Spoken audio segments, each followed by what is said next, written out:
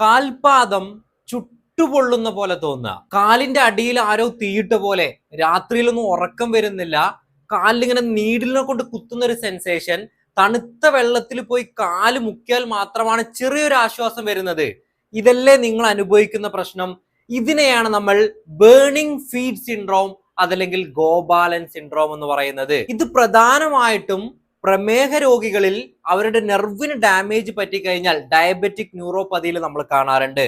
ഇനി നിങ്ങൾക്ക് പ്രധാനപ്പെട്ട കിഡ്നി രോഗങ്ങൾ ഉണ്ടെങ്കിൽ ഇത് വരാം. മദ്യപാനത്തിലും vitamin B deficiency, especially B5 അതുപോലെ തന്നെ B12 ഡെഫിഷ്യൻസി ഉണ്ടെന്നുണ്ടെങ്കിലും ഈ പ്രശ്നം കാണാം. ഏറ്റവും അവസാനമായിട്ടുള്ളത് നിങ്ങൾക്ക് ഹൈപ്പോ തൈറോയിഡിസം, തൈറോയ്ഡ് ഹോർമോണിന്റെ കുറവുണ്ടെന്നുണ്ടെങ്കിലും ഇതേ പ്രശ്നം കാണാറുണ്ട്. അപ്പൊ നിങ്ങൾക്ക് ഈ പറഞ്ഞ രീതിയിൽ ഒരു പുകച്ചിലുണ്ട് എന്നുണ്ടെങ്കിൽ കൃത്യമായിട്ട് ഒരു ഡോക്ടറെ കാണിക്കുക. ഹോമിയോപ്പതിയിൽ നല്ല മികച്ച ചികിത്സ ലഭ്യമാണ്. ധൈര്യമായിട്ട് നമ്മളെ കൺസൾട്ട് ചെയ്തോളൂ.